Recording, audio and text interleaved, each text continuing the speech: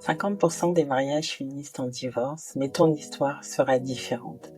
Parce qu'un mariage réussi n'est pas le fruit du hasard. Bienvenue dans Ta Dose de Sagesse, le podcast qui renverse les statistiques du divorce, une histoire après l'autre, en transmettant les secrets de la sagesse divine.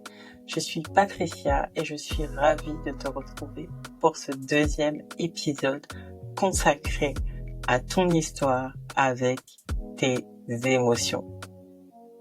Une étude révèle que 67% des femmes refoulent régulièrement leurs émotions, pensant que c'est la clé du succès. Selon le McKinsey Global Institute, 61% d'entre elles ont même déjà été pénalisées pour avoir montré leurs émotions au travail. Mais aujourd'hui, tu vas découvrir comment une jeune femme ordinaire est devenue l'une des plus grandes influenceuses de l'histoire, précisément en transformant ses émotions en force. Mais avant d'aller plus loin, laisse-moi te poser ces quelques questions. Prends 3 secondes, ferme les yeux et repense à la semaine qui vient de s'écouler. Combien de fois cette semaine as-tu retenu tes larmes, peut-être sur ton lieu de travail, ou les as-tu retenues pour ne pas inquiéter ton mari, ton partenaire, ton chéri, tes amis, ta famille? Combien de fois tu souris poliment face à une remarque déplacée, peut-être même une remarque vexante et qui t'a blessé? Combien de fois as-tu étouffé ta voix pour ne pas paraître trop émotive, étouffé ta colère pour garder la paix, maintenir la paix? Combien de fois as-tu caché tes inquiétudes pour sembler un peu plus professionnel? Combien de fois as-tu entendu « sois spirituel », en d'autres termes, transcende tes émotions? Tu sais, ce sont ces messages bien intentionnés que l'Église nous envoie, qui sous-entendent que les émotions sont un signe de manque de foi. Combien de fois as-tu entendu peut-être « cache tes émotions, gère tout sans broncher, sois une épouse forte, une femme forte », parce que bien sûr, dans l'imaginaire de beaucoup, une femme forte, c'est celle qui sait cacher ses émotions, qui sait tout gérer seule, sans broncher. Et j'ai une question pour toi. Es-tu prête à découvrir ce que toutes ces émotions refoulées te coûtent vraiment? Nous vivons dans un monde qui nous demande souvent de compartimenter nos émotions. Sois professionnel, ne montre pas ta sensibilité, garde tes émotions pour toi. Ces injonctions, nous les entendons depuis l'enfance. Pourtant, les recherches sont formelles. Ignorer nos émotions a un coût réel.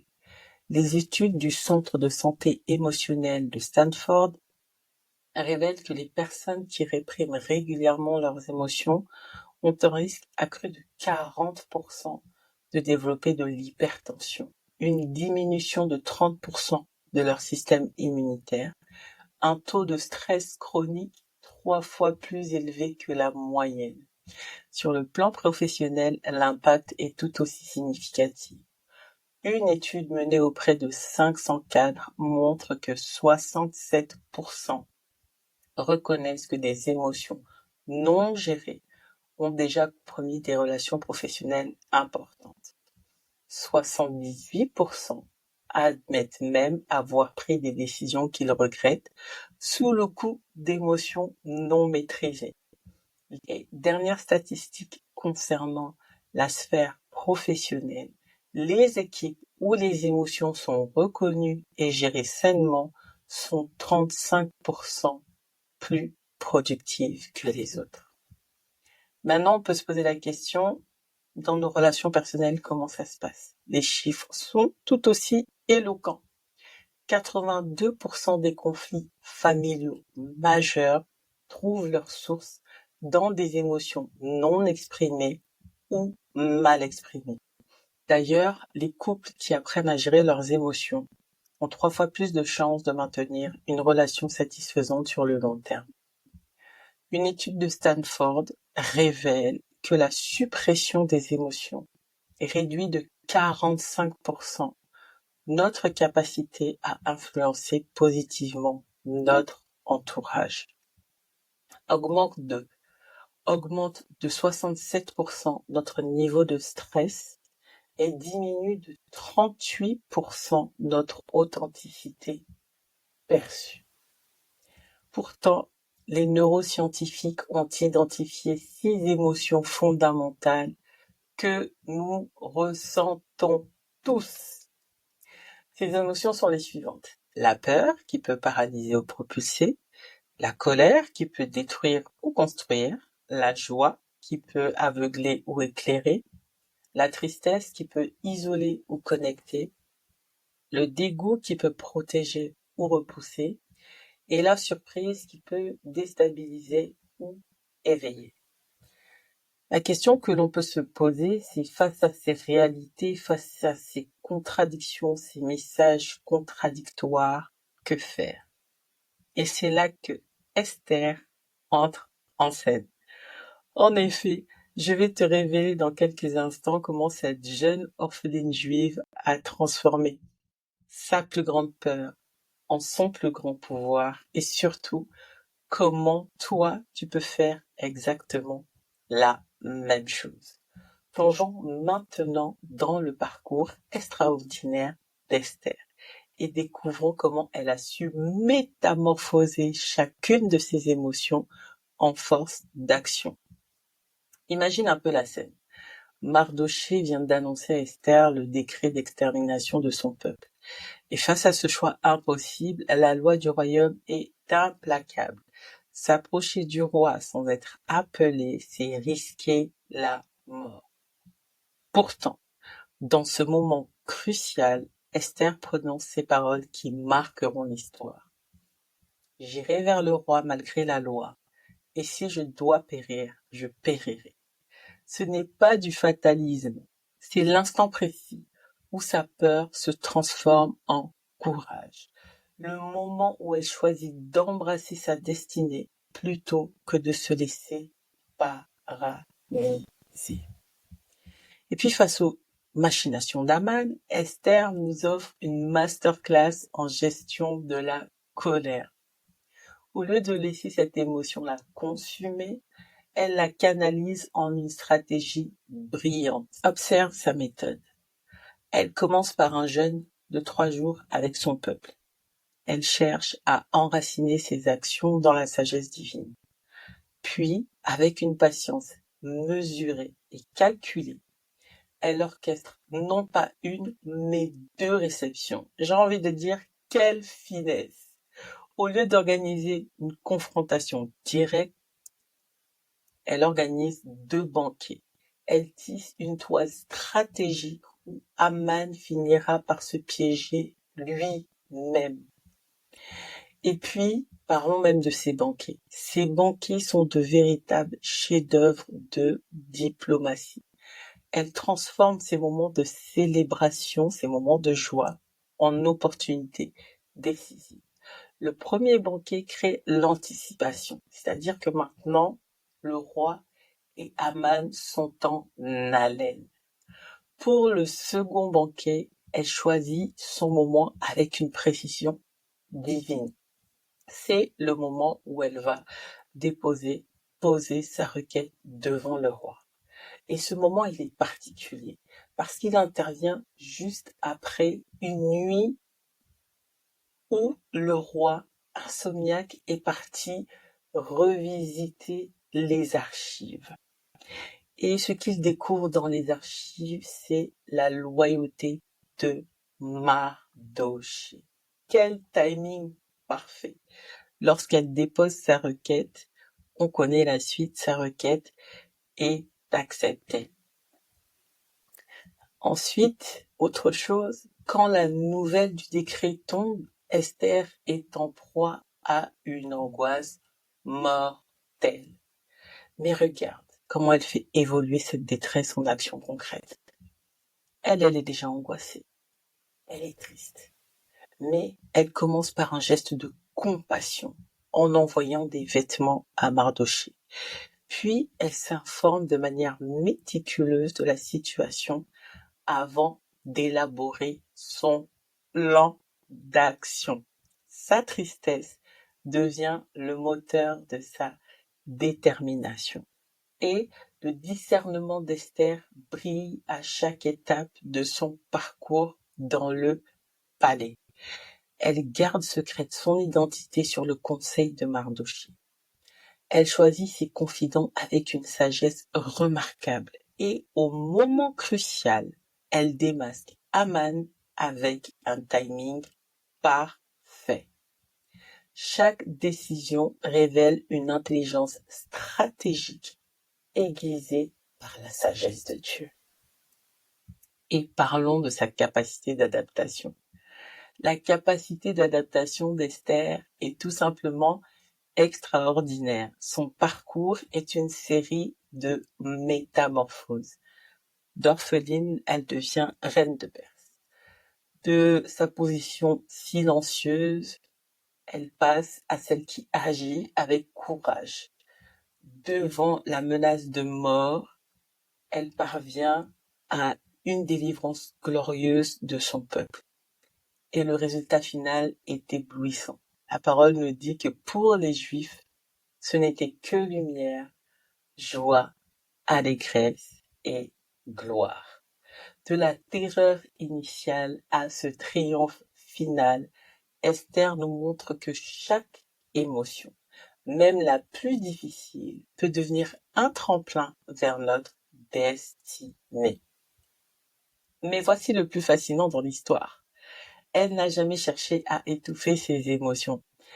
Elle a appris à les transformer en super pouvoir.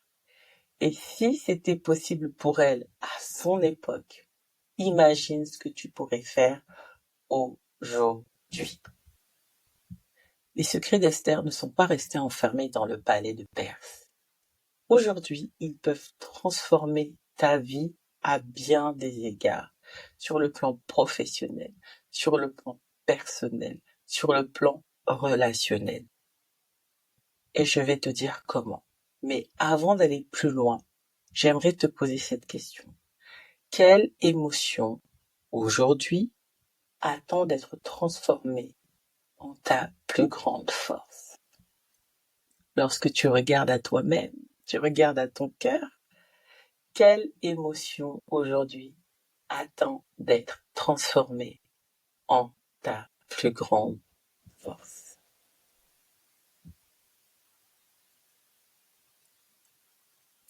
J'espère que tu as pris le temps de répondre à cette question.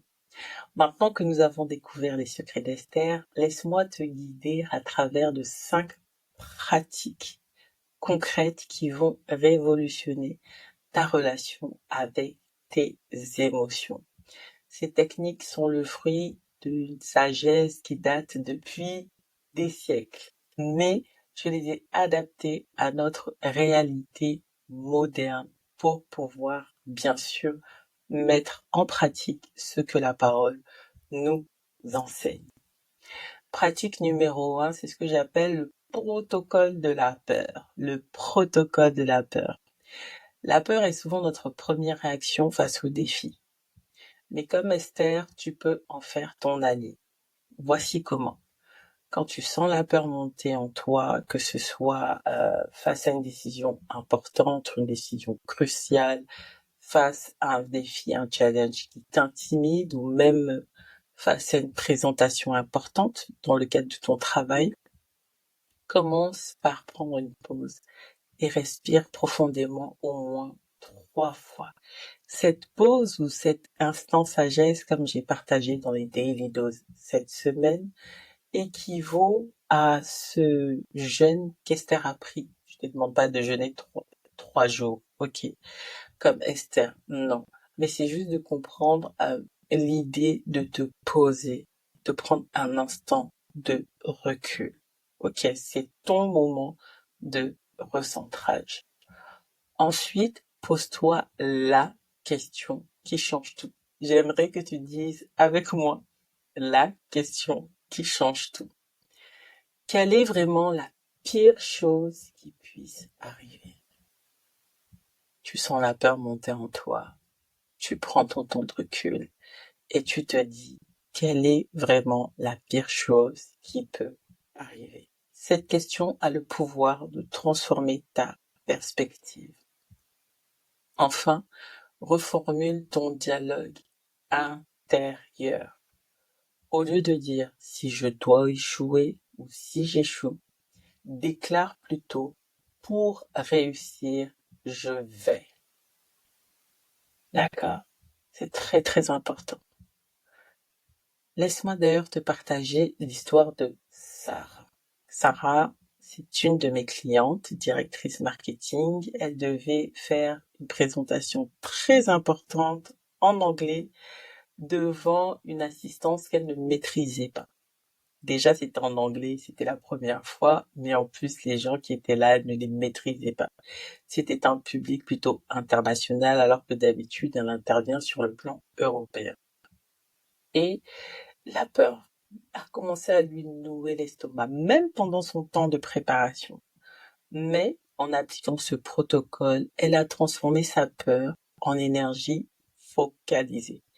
Résultat, que des compliments, je vais dire une standing ovation qui a marqué un tournant dans sa carrière.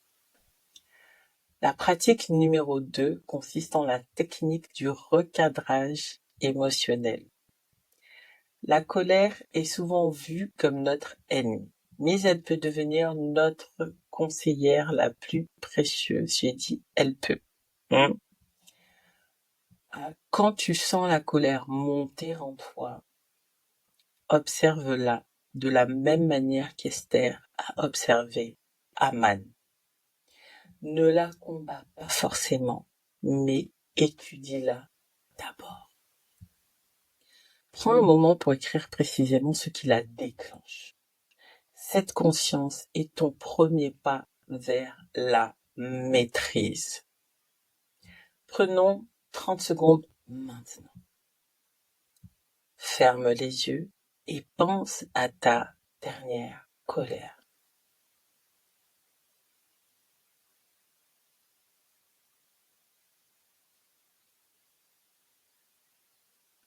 Quelle action constructive aurait pu en découler? Quelle action constructive aurait pu en découler? Cette réflexion est la clé de ta transformation. Pratique numéro 3, la méthode des moments de joie. Esther n'a pas attendu que la joie vienne à elle. Elle a orchestré stratégiquement des moments de joie, les banquets, les réceptions. Et dans ton quotidien, deviens l'architecte de tes moments de joie. Crée de manière intentionnelle et délibérée des espaces de célébration. Transforme chaque victoire, même petite, en opportunité de connexion.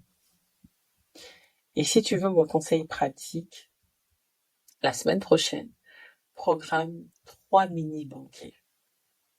Un café avec une collègue, par exemple, un déjeuner avec un mentor, une visioconférence avec ton équipe, un dîner spécial avec la personne que tu aimes. Et comme Esther, fais de ces moments tes atouts stratégiques. Pratique numéro 4, le journal de transformation. Alors c'est un outil que j'utilise au quotidien avec mes clientes. Et tout comme Esther lisait les signes de son temps, développe ta capacité à lire les messages de tes émotions. Chaque soir, prends 5 minutes pour noter l'émotion dominante de ta journée. Identifie les schémas récurrents, observe les déclencheurs et réfléchis à comment tu l'as utilisé ou comment tu ne l'as pas utilisé. Et imagine le super pouvoir qu'elle pourrait devenir. Pratique numéro 5, c'est ce que j'appelle le cercle des sages. Alors, je ne te demande pas de chercher 10 personnes pour former ton cercle des sages. Non, non, non.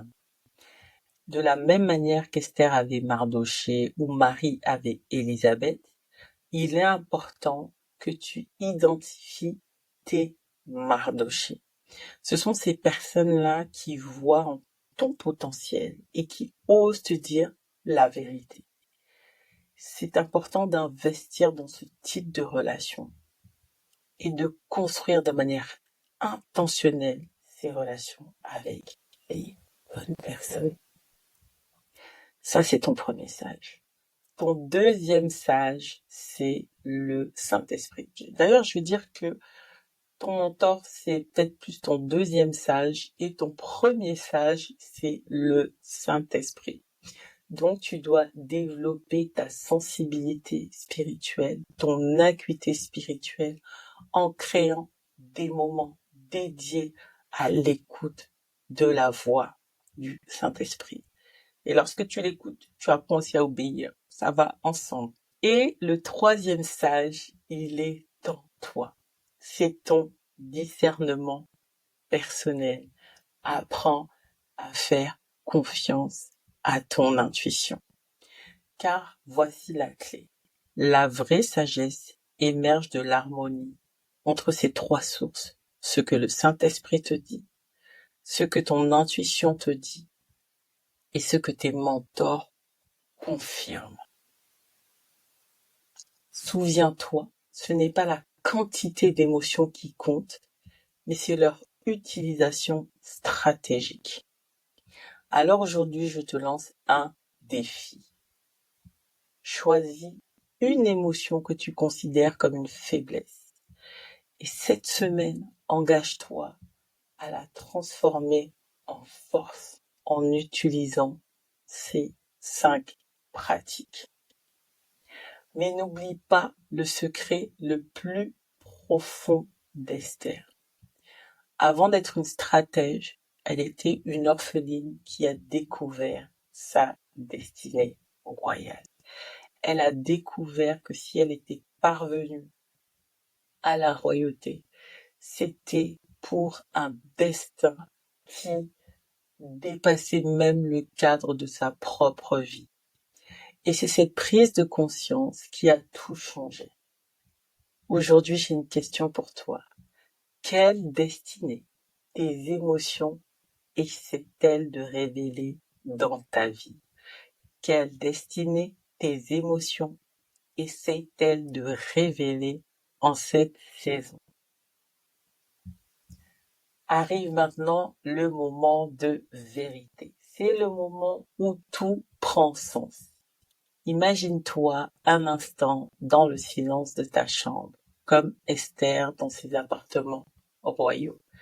Chaque émotion qui traverse ton cœur n'est pas un accident, c'est un message de Dieu soigneusement orchestré pour ta vie.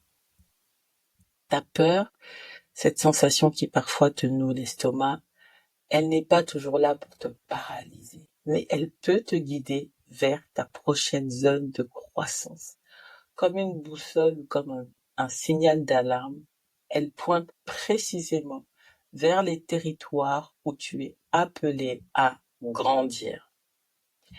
Ta colère, cette émotion que tu as peut-être appris à étouffer, elle est en réalité un signal puissant, une alarme qui te montre tes limites et t'indique exactement où le changement est nécessaire dans ta vie. C'est ton appel à l'action. Ta joie, ces moments où ton cœur se réjouit, ce n'est pas simplement une émotion passagère, mais c'est comme une lumière qui vient illuminer ta mission. Dans ces instants de pure allégresse où tu te sens vraiment toi-même, ce qui se passe, c'est qu'en vérité, tu te sens aligné avec ton appel. Ta tristesse, ces larmes que tu voudrais parfois cacher, elles sont comme des gouttes de sagesse qui révèlent ce qui compte vraiment dans ta vie. Chaque moment de tristesse est une invitation à approfondir ta connexion avec l'essentiel. Ton dégoût, cette répulsion instinctive, c'est ton discernement spirituel qui s'affine, qui t'aide à distinguer ce qui est aligné avec ta destinée de ce qui ne l'est pas.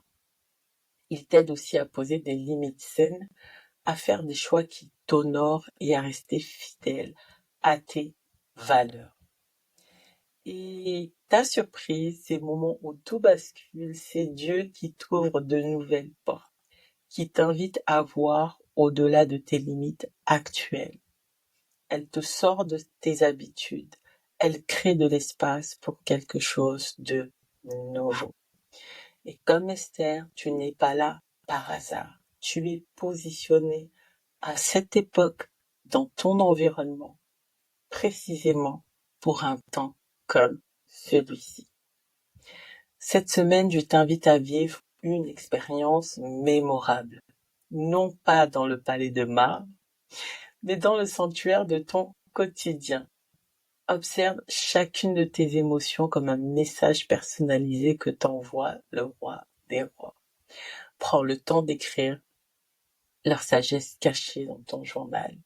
Et surtout, commence à agir comme la femme que tu es destinée à être, comme la reine, le sacerdoce royal que tu es destinée à être. Car vois-tu, le palais d'Esther était en Perse, mais le tien pourrait être cet open space où tu travailles, cette salle de classe où tu enseignes ou peut-être même que tu fréquentes, ce foyer que tu diriges, ta famille, ton mariage, ta relation, que sais-je encore. Peu importe le décor, le principe reste immuable. Ton influence véritable commence le jour où tu assumes pleinement ton identité royale. Ce n'est que le début de notre voyage ensemble. La semaine prochaine, nous explorerons ces émotions que nous préférions parfois éviter, telles que la jalousie qui ronge silencieusement, l'envie qui consume de l'intérieur, l'amertume qui empoisonne nos relations, la rancune qui paralyse notre avancée.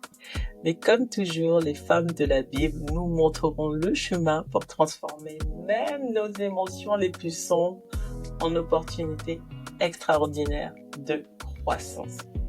En attendant de nous retrouver samedi à midi pour notre prochain rendez-vous et sur ma chaîne YouTube du lundi au vendredi à midi pour notre daily dose de sagesse, j'ai une question pour toi, une question qui pourrait tout changer. Quelle émotion vas-tu choisir de transformer cette semaine? Quelle émotion vas-tu choisir de transformer cette semaine?